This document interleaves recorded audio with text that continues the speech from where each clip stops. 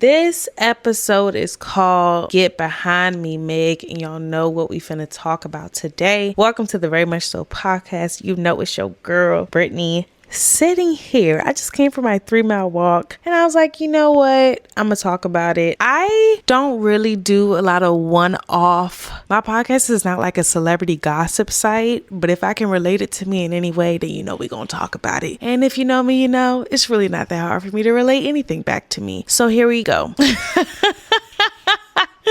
Anywho, I just had a couple of things that made my heart really warm about what I've seen over the past couple of days since she shared her post that said, you know, he was cheating and she met his family and he had mood swings. I know we have dissected the post word by word, and I know just being on social media, we see all of the discourse about it. And literally, I was in North Carolina when I saw that and I was like, oh Lord, I just kind of buckled up because I already knew that it just was going to be a huge thing. Which brings me to my first point. I only have 3 points for y'all. Then we're going to do a final thought and a wrap up and an update, and then I'm out of here. Okay. So when I saw the screenshot, I was like, damn, is this AI?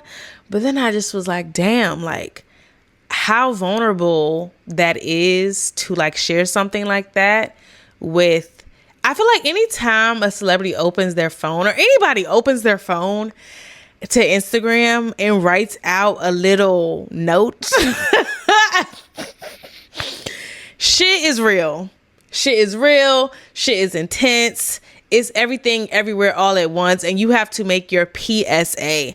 As somebody who has made their own PSA, I get it. Number 2, with who she is and her platform, my gut reaction was like, dang girl, like, I don't know. I got really nervous a little bit because I feel with Meg specifically, we all know how people react to her pain and her mistreatment. I feel like people can be so gleeful about it that it's just like, damn, like what's finna shake, what's finna happen. And then on the other side, when she shared that, I just knew all of the thought pieces were about to come piling in, and everybody was immediately going to be a relationship therapist, apply the 48 laws of power to him and her and their relationship. And things can get really murky when it comes to misogynoir. So you just never know what it's finna be or what it's finna give. And so I was just nervous a little bit. Like she is really opening this up for everybody to like have an opinion on it. Cool, whatever. As time went on, even just like talking to my friends, people's gut reaction to it was like,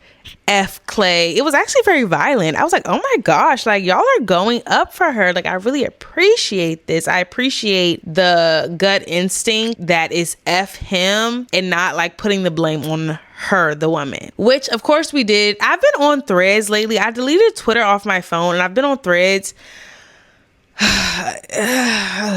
There's something about adults just typing out words onto a social media app, with the exception of Tumblr. It gets weird. It gets weird, and it's like a psychological experiment at this point. I don't really recommend it. Now, Threads is good if you need like a recommendation for stuff. Reading people's thoughts on it's like rage bait. It's all rage bait, and I'm just like peeping it. I don't like it. Anywho, I did see some posts that were like, oh, you know, what did she expect? And oh, he has all this money, and oh, he did this and he did that. She should have known, whatever case may be. But most people, and the thing that brought me the most warmth, were just very protective of Meg and affirming that she did the right thing by speaking out. That just made me so happy because, one, I feel like we don't talk enough about putting your shit on the floor, putting your shit on Front Street. And yes, it is very uncomfortable, like extremely uncomfortable. And I will just insert myself because, like I said, if I can talk about it and bring anything back to my experiences, you know I will. When I had made my little post, and if you don't know what I'm talking about, you can watch Very Much Dating 2, about, you know, how I was single. And then as I went on throughout, like, what was that? Oh, it feels like so long ago. As I went on throughout that year, and just in my healing journey in general, I was just like, oh my gosh, I'm so embarrassed. Like, I'm so embarrassed. Like, all of this happened. You know, we did the engagement pictures. So many people know I was with this man, and now I'm not with this man. man. It's so embarrassing. And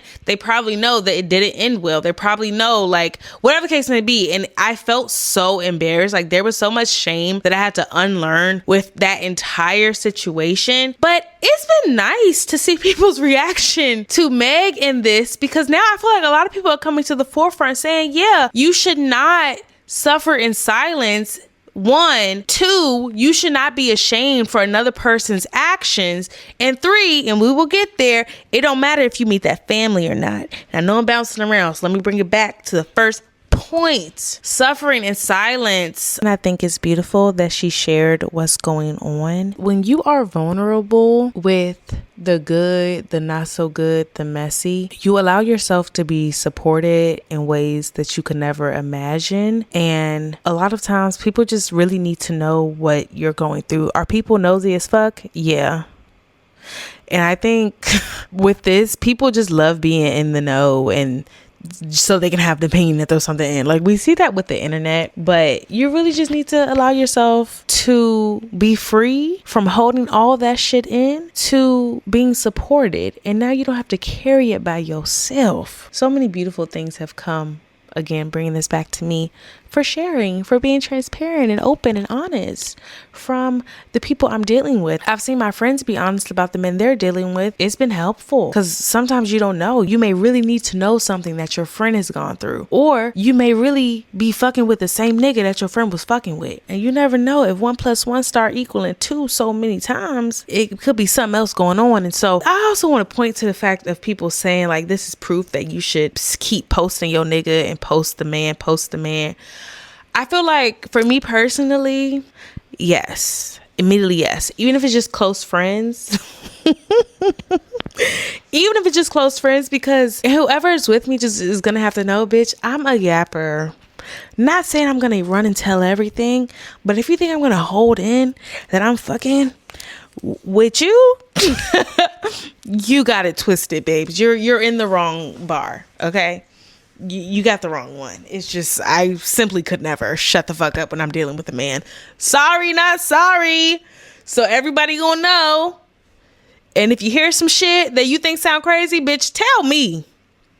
And I will never defend a nigga too much. Trust me. I'm gonna be like, yeah, you know what? That's right. And go back and start some shit. I promise you I will. It's nothing.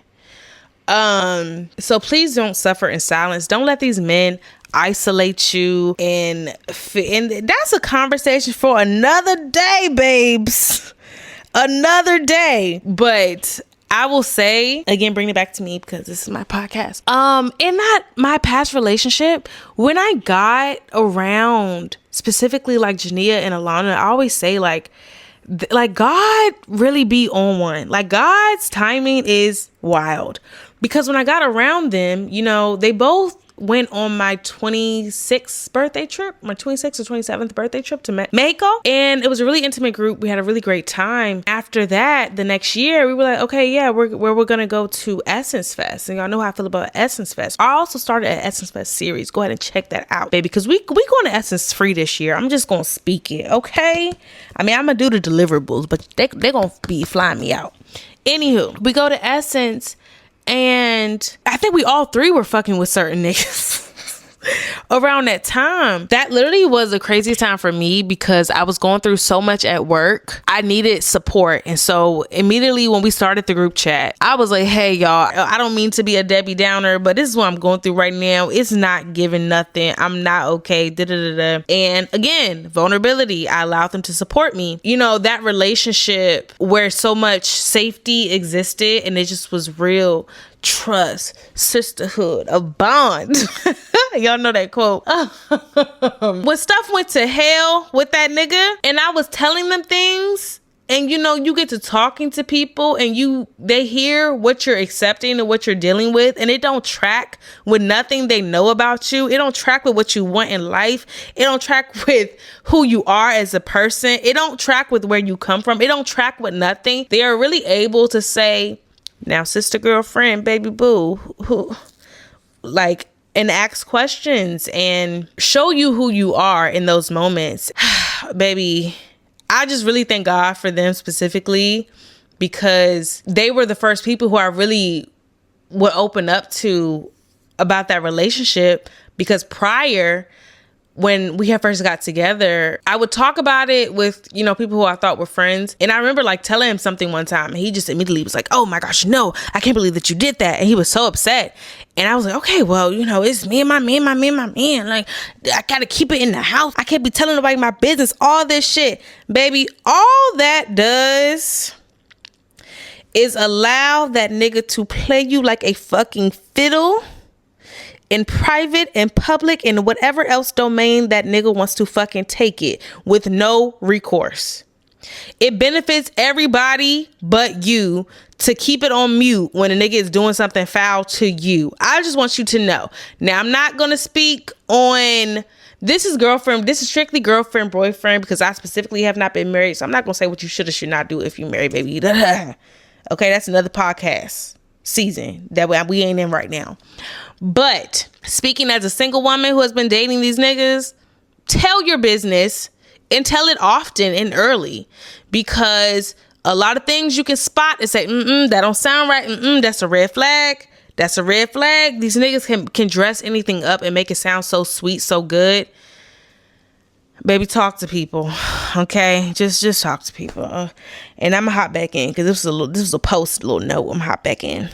I think it's so easy to internalize what people do to us, how they make us feel, what they do or what they don't do, as a means of, we start to measure our self-worth against that. Like, oh, they didn't do this, that means I'm blank, whatever the case may be. But I think it's really powerful for us to be having this like collective discourse on, it's not yours to internalize. Speaking briefly about cheating, like, of course that's a character flaw. Speaking macro about men, of course we have the patriarchy, and we know that how they are raised and socialized and just brought up within the patriarchy, it's not a lot of times to benefit women. Like, it is to benefit and to impress other men. And so when it comes to the things that we hold so sacred in a relationship, the things that we feel ourselves so responsible for maintaining and uplifting, and then when it all like shatters and there is no more, it's always like, oh, what could I have done differently? What should I have done differently? Or, you know, just how different things should have been. But a lot of the times,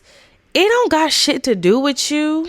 And going back to the fact, a lot of people are fighting their own demons, and the upbringing can be so different. You don't know what the mom went through, what the dad done put the mom through, what they done witnessed. Like, you just never know what's normalized to be okay or acceptable. And side note, I feel like we also normalize a lot of women for the sake of a man to just deal with so many things. It's just such a farce, because there's almost nothing that we won't normalize for the sake of having a man or being married. You know what I mean? Even like if you watch Real Housewives, any franchise, but specifically Atlanta, I rewatched that from season 1. Shout out to my girl Tylisa. We're doing that together. You will notice a lot of the women are in some of the worst marriages, like, in no shade, but they have literally gotten divorced. But because the man is there, and because they got married, and, you know, they have reached this point where so many women idolize and are striving for, if you speak against that, it's like, oh, well, at least I got a man. Well, at least I got a man. And it's just like, babes, your man has you $60,000 in debt. Your man is embarrassing you on TV week after week after week. Your man is jumping into the pool with other women. Your man is telling your number one public enemy that he could have fucked her if he wanted to, and he could still fuck her if he want to. That's just season 6, okay? I say all that to say, we normalize so many things for women to accept and to forgive and to quote unquote give grace for in exchange for being in a relationship, that the notion of leaving isn't talked about enough, with how much bravery it takes. And in the same sense of being brave, to also air that shit out and to not suffer in silence and to not protect the man or the person or whatever, to not protect their image, just to be honest, I think like I really respect that vulnerability and being like, no, this is exactly what it is. For anybody, I think like getting cheated on is like a different level of like deception and abuse, really. And so with things like that, I say I'm gonna wrap this up real neat in a bow, that point up, and just say I really applaud her vulnerability, and I applaud like everyone who is really nurturing the notion of saying the hard things out loud and not saving face for a man. One, because these niggas are not saving face for you. They don't care about your reputation. They will drag your name through the mud, regardless on what they'll do to your name. If something fucked up happened to you, you should have no problem airing that shit out and naming the shit and talking about it. Like, I don't even know how else to say that. And I know when I did, again, bring it back to me. Sorry, it's my podcast, okay? When I did the Very Much Dating 1, I mentioned that I was gonna name names and I was gonna make like a documentary about it. About everything that happened to me, because it was really all fucked up and diabolical the way that everything happened. There's like a tweet about, if you ever wronged me in any way, apologize now, because I'm making a documentary and I'm going to be saying everybody's name. We know I love that tweet and I laugh at it all the time, but there is really a power in naming the mama, the sister, the bitch ass girl, the fucked up friends, the bitch ass nigga. Like, it's power in naming these people and saying the shit that they did. And I say that to say, one, we can put a pin in that for me, because how I do things is just how I'm finna do things. But also, two, I think going back to the power of calling a thing what it is and naming out abuse and naming out just mistreatment is because people will really create and run with their own narratives. People think that some men can do no wrong, and they will think that you are in the wrong, literally, unless he is beating your ass. Like, unless a man is beating your ass and I have no reason to think anything of that man, I have no reason to think any less of that man. What he did to you wasn't that bad, X, Y, and Z. And I literally say this because shortly after that relationship ended, it was just a whole bunch of bullshit also with like people who I thought were my friends. And someone literally, this timer about to go. Someone had literally said to me like, oh, I could see if he was like violent towards you or like hitting you, or if he was like abusive, then, you know, then I would have a different perspective of him. But And first of all, I was like, well, how do you know he wasn't? Number one. And number two, a bitch got to get her ass beat in order for y'all to question the character of the niggas that y'all keep around y'all. As a woman, girl, fuck you. The statement of that is actually even wilder when you know the number one killer of women, especially married women, it be the man, it be the husband. Did Justin Fairfax not kill his wife, Dr. Serena Fairfax, in the midst of their divorce? In a murder-suicide when the kids was in the house? Do you not think they had pictures around posing and smiling and saving face and all this shit? And he killed her, then killed himself? And this was just last week. And there are 3 other instances of women who died at the hands of men. I can't believe you bird brain ass bitches will even fix your mouth to say some shit like that. You don't know these niggas. You don't know them, boo. I don't care how many times they bring a bottle to the kickback on the couch. You don't know that man. Okay? And it's irritating, especially being a woman. It's such a delicate balance of even who to trust and who to talk to. And just in general on safety as a black woman. Can we talk about it? We don't got that much time, but all I want to say is y'all want all this proof from women. And then even when women have proof, you'll still find a way to put it on her. Please stop being a dumbass bitch. Stop that shit right the fuck now. Matter of fact, if you already like that bitch, it's too late for you. It's too late. I got a litmus test all you bitches. Cause I ain't gonna be in danger or coming out of danger and y'all talking to me talking about, oh, well, I mean, I could see if he was beating you and hurting you and da-da-da-da. As if there is only one way to abuse somebody, bitch, or to mistreat somebody. Anywho, back into the episode. And so I say all that to say, I really appreciate the conversations we're having now about not being silent, airing that shit out. And who cares about saving face when it comes to speaking your truth? Sometimes you do just have to air it all out. And I want to speak real quickly on a lot of people saying it don't matter if you meet that man's family. Now that specifically, I think is so hilarious because I agree, right? It really don't fucking matter. I feel like that is something you should definitely do early and often to get a sense at where the fuck he come from. That's something I also feel like was very much like hidden from me. And when it did come time for me to meet his family, meet his parents, and I saw how those motherfuckers think and what type of shit they was on, baby, I was like, oh my gosh.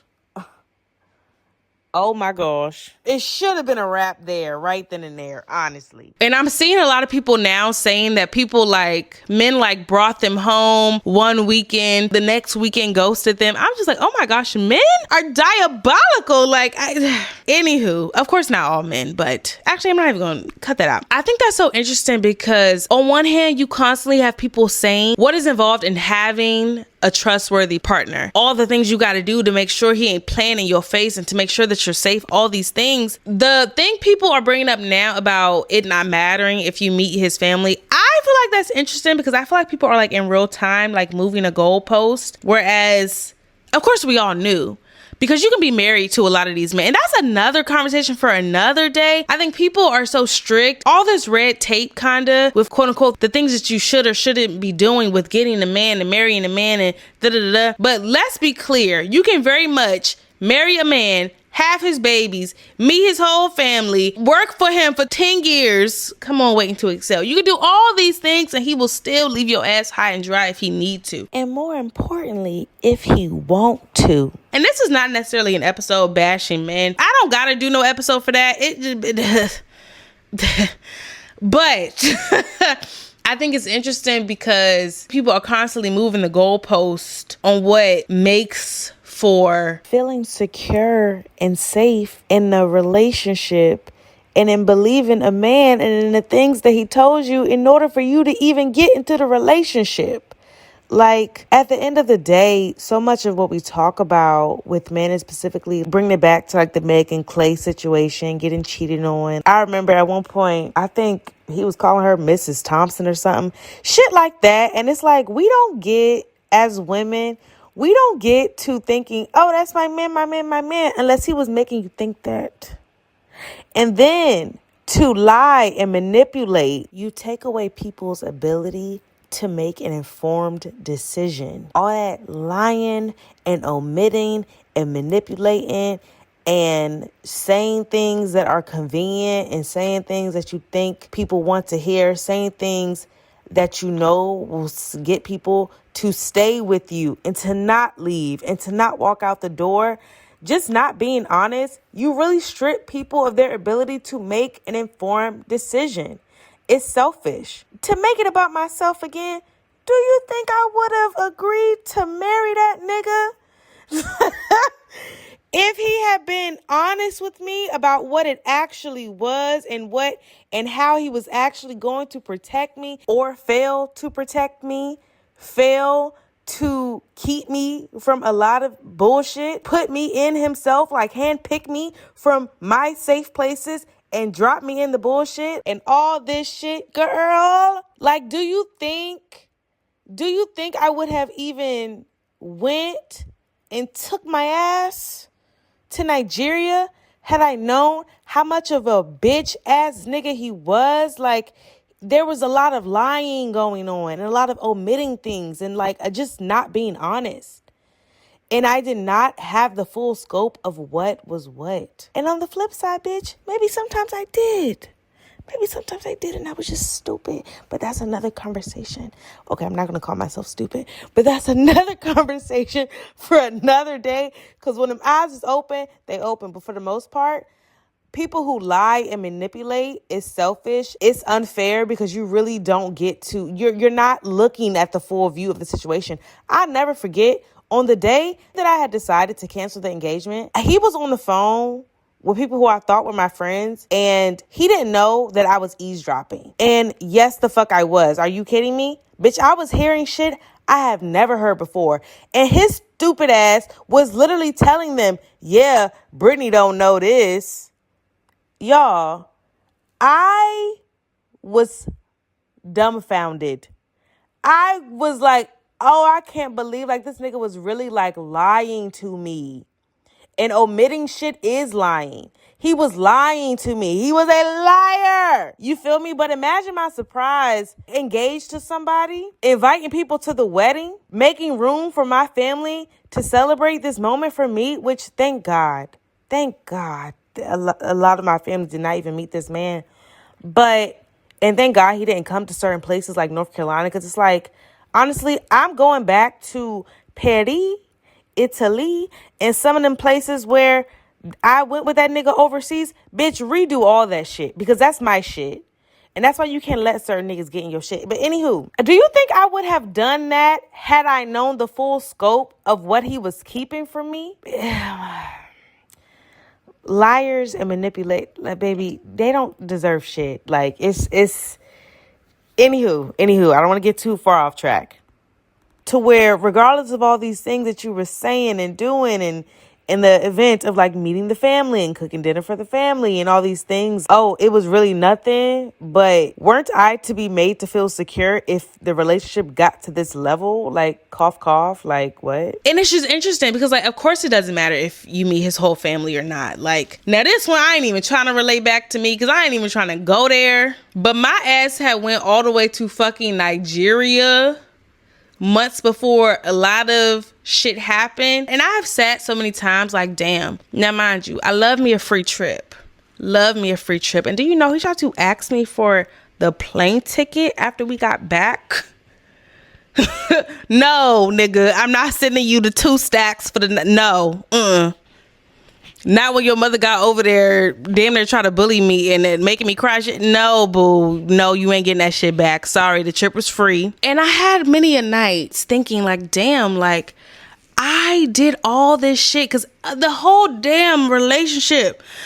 Oh, Nigeria this and Nigeria that, and my family this and my family that, and you got to do this and that and the third. Baby, they kept moving that fucking goalpost. And so, I don't know. Maybe it's just kind of triggering me the way I keep seeing people like being like, oh, it don't matter about the family. Like, no shit, it don't matter. A bitch went to Nigeria and they acted a fucking fool. I'm sorry. Anyway, I'm gonna leave that one alone. And so I'm gonna wrap that up with them both and say that I'm really happy that the conversation is going in the way that it is, just in reference to being really protective of Meg and pouring into her and affirming her and her choice to share, which again, initially I was like, oh my gosh. But I've seen really positive things on people being like, nah, it's fucked up. And you know what? Fuck him. Somebody said, Mayor Mamdani, what are you going to do about keeping Klay out of New York City? And I'm just like, dang, like, period. Imagine a nigga doing you dirty and the whole internet is like, yeah, fuck that nigga. I'm sorry. It's just a beautiful thing to see and witness, honestly. Okay, so my final thoughts on the situation.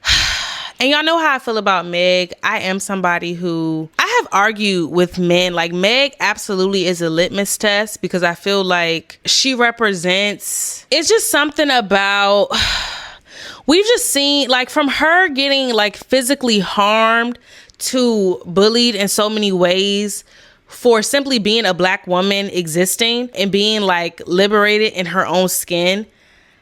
It rubs a lot of people the wrong way, and it's a litmus test because if it rubs you the wrong way, baby, I know what you are. And so I really enjoy the fact of her being honest in the mistreatment of her and leaving. There's so much power in, of course, naming a thing what it is and like loving yourself enough to walk away. And I think that is also what we're seeing in real time. The higher standards that you have for yourself and the more you love yourself, the less people will have the opportunity to play in your face. And that's just that. Unfortunately, for a lot of women, you know, you can kind of see how much they love themselves by the people they are with and the things that they tolerate. And we can bring it back to me, baby.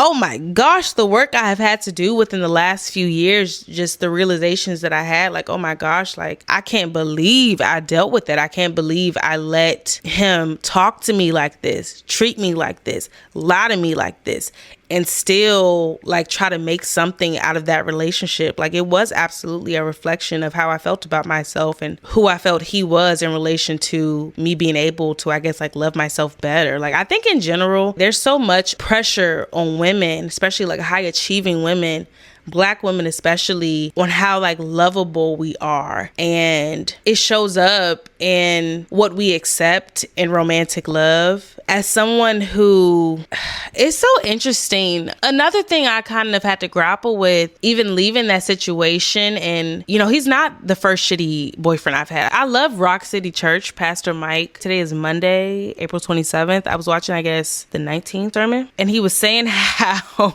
God be having us in hiding seasons. You know, you want to date so bad and God is hiding you. Pretty much talk about how like you don't be picking well, and like, true, heard, felt, all of the things. Like, I done had my time with these niggas. Anyway, I say all that to say, actually, I forgot what I was saying. I can bring it back to like the first relationship I was in and thinking like, okay, well, that person was absolutely somebody who would always tell me like, nobody's gonna love you like me, and you will never find anybody X, Y, and Z like me. And it's like, nigga, you ain't even loving me, bitch. You're hating me. Like, let's get that straight. But, and then leaving that relationship, I was like, oh, okay, like, you know, it's so many fish in the sea. Like, the grass is always greener. And that's something I had to keep telling myself, even more so recently. Like, it really does not benefit us to settle, to give so much grace, and just to keep forgiving and forgiving and forgiving. And especially, I feel like in my last relationship, baby, oh,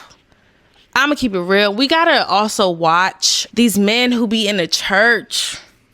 These men who be in the church who just swear up and down that they know so much scripture, this, that, and the third. So, baby, I'm going on a little tangent, but have your own relationship with God, because this was somebody who, knowing all the abuse, mistreatment that was occurring towards me from his family, his mom, his sister, his dad, and essentially normalizing it, kept saying, oh, you need to forgive, and you need to show grace, and you need to forgive me, and you need to give me grace. Like, baby, I love me some Jesus. I love me some God, and I read my Bible. Know your Bible, know your Jesus, because Jesus is not going to let nobody sit there and mistreat you and treat you like shit in the name of quote unquote grace. Like, please, this is not a Tyler Perry movie.